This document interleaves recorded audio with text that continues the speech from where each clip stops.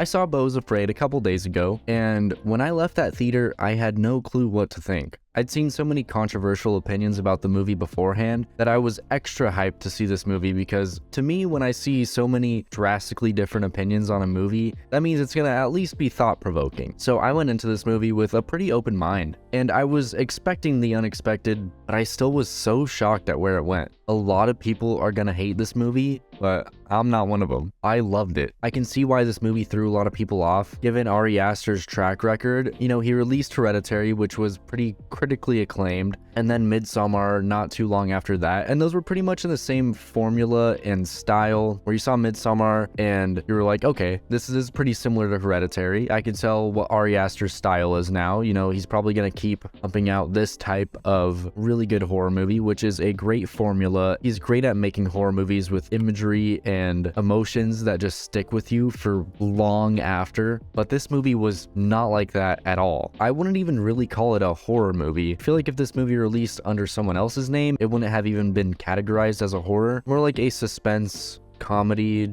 drama, but this movie, man. This movie. I'm struggling to even put words together now, even after I've watched a ton of videos sort of taking apart this movie and everything. I knew when I saw the movie I wanted to make a video talking about it, but I didn't want to just make a video where I had absolutely nothing to say, because for the first couple days after seeing that movie, my brain was in shock of what I saw. I haven't seen a movie like that in so long that just doesn't give you any answers. I'd say half of the movie, maybe like first hour and a half of the movie, you sort of feel like you know what's going on. I was like, okay, I feel like I can tell the direction this is going to be going. Gonna kind of get like wackier and wackier. You delve into Beau's paranoia, but even then, it's just every scene, you have no clue where it's gonna go, and it was always the most unexpected little turns that it would take. As a huge enjoyer of surrealist movies, it was awesome. I haven't seen a movie like this in a while that just leaves you with so many questions and doesn't really guide you towards the answers at all. There's a lot of ways you could interpret so much of this movie. I think the closest a horror movie has been to that recently has been like Infinity Pool for me, which I thought was really good. But even then, it's like 30 minutes of watching explained videos on YouTube afterwards where I'm like, okay, I can see pretty much the point it was making, and there's not too many ways it could go. But with Beau Is Afraid, there's like 50 different ways you could interpret them, and they all like make sense. There's a couple questionable like scenes in there that first glance, it even got me where I was like, I don't know about that one, Ari Aster. I don't know about that part. Thinking about it afterwards, I've been like stewing with it in my brain, and I'm finally able to grasp some of what I think are the meanings. And it shocks me that apparently in the premiere and some early screenings, they had a lot of walkouts. People were like visibly and audibly angry at this movie. I can't imagine that, because at least for like the first half of the movie, it was very grabbing, where it was like, I am so invested in where this is gonna go. And then even when the last act kind of drags a bit and sort of goes in different directions you don't expect, you're so invested in the character by then. I was just eager to see where everything went. It's so strange to me that people could just leave in the middle of this epic story that he was telling. But anyway, I loved the movie. Gonna get into some spoilers now, so if you haven't seen the movie, don't watch this part. I appreciate that you're watching the video, but leave now and watch the movie, because I don't want to spoil anything for you if you haven't seen the movie. Spoilers starting now. About that attic scene, that is the one scene in the movie that I was like, I don't know about that. So basically, Beau has this recurring nightmare throughout his life where he's in a tub and he sees another version of himself fighting with his mom, and that version stands up to his mom. And then you finally see what the end of that dream is, where the other him got locked up in the attic. So the end of the movie comes when Beau has gone through this whole journey to get to his dead mother's funeral. His mom is, surprised, not actually dead, but he wants to know what's in the attic because it's suspected the whole movie that his dad's up there, and his dad is actually alive. So his mom goes, you know what?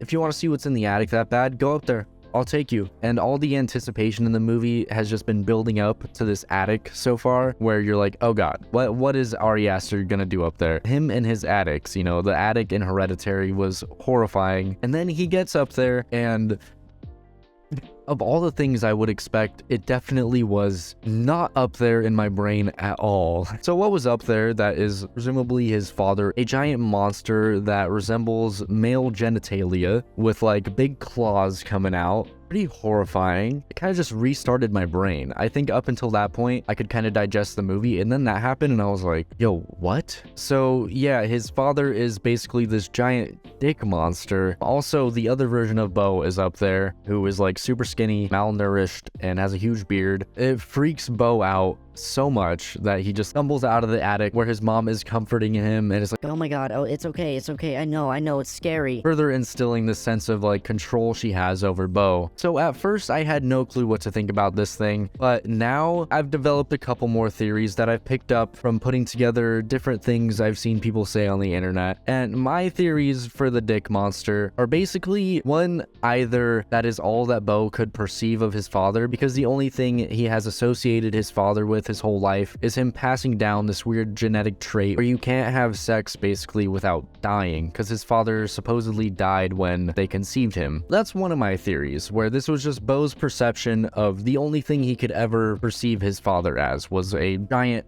horrifying dick monster that basically personified his fear of intimacy that he's had his whole life. The other big theory I have for this isn't something I noticed when I was watching the movie, but his mom controls everything. Her logo for her company is all over all of his stuff that he uses in the movie. It's on like his microwave, on his food, it's everywhere. You see this huge poster of her face that's made up by all her employees, and you can see basically everybody that Beau interacts with in the movie in that poster. So it's presumed that the mom has basically controlled everything. So whether you want to see that in a more realistic way, where it's like a Truman Show type deal and the mom has literally paid all of these people that work for her to control his life and make it this weird hell where Beau always needs her. So yeah, if you see it that way, then another theory for the dick monster could be that she placed that there or created this monster. However, a lot of things in this movie don't make sense, so you know, if she created this monster, who's to say she couldn't just scare Beau to death, basically? That's my theories for the attic scene. I'm not gonna really delve that much into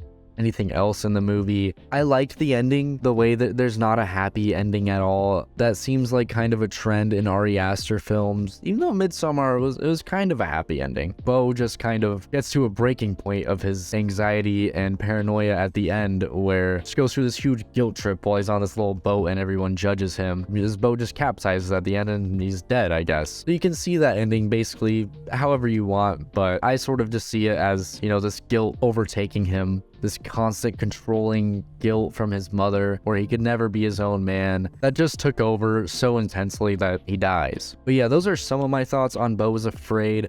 I am super excited to see what Ari Aster does in the future now. This is one of my favorite films I've seen in so long. The fact that even though I think I know a lot about it now, there's still so much to dig into. I love it so much. Let me know in the comments what you guys thought. If you loved the movie, if you hated it, if you have any other theories, I'd love to hear any other theories about this movie. But yeah, that's it. If you liked the video, feel free to leave a like. And if you really liked the video, go ahead and gently tap that subscribe button. And I'll see you. Beau is afraid, and so am I.